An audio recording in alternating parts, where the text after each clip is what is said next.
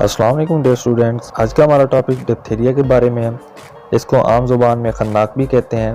Bacteria سے پیدا ہونے والی ایک بیماری ہے۔ اس میں بیکٹیریا کی شکل راڈ جیسی ہوتی ہے اور یہ بیکٹیریا گرام پازیٹیو گروپ سے تعلق رکھتے ہیں اور ساکن حالت میں رہتے ہیں۔ ڈپتھیریا کا جو کاسٹیو ایجنٹ ہے وہ کروئن بیکٹیریم ہے، اور اس کی جو ٹرانسمیشن ہے کس طرح پھیلتا ہے، تو بیکٹیریا کی جو اس کی وجوہات ہیں پھیلنے کی وہ درج ذیل ہیں۔ بیکٹیریا کی وجہ سے، ڈراپلیٹس کی صورت میں، ہوا کی وجہ سے اور ڈائریکٹ تعلقات کی وجہ سے، صفائی ستھرائی نہ ہونے کی وجہ سے بھی پھیلتا ہے، ویکسین نہ کروانے کی وجہ سے بھی پھیلتا ہے، وراثتی طور پر متاثرہ شخص کی اشیاء کے استعمال سے بھی پھیلتا ہے۔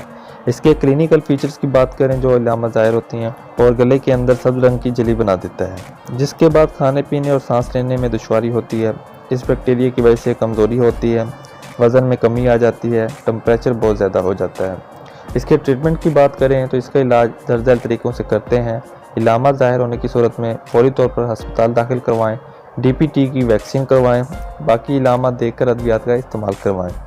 مریض کی حوصلہ افزائی کریں، لوگوں کو صحت کی تعلیم دیں، مریض کے کپڑے اور برتن علیحدہ کر دیں، وبا کے بڑھنے کی صورت میں محکمہ صحت کو اتھارٹی کو اطلاع دے دیں، اور جو ڈاکٹر ہدایات دیتا ہے اور میڈیسن دیتا ہے ان کو باقاعدگی سے استعمال کیا جائے اور ڈاکٹر سے رجوع کر کے ادویات استعمال کی جائیں۔ امید ہے آپ کو یہ ٹاپک پسند آیا ہوگا۔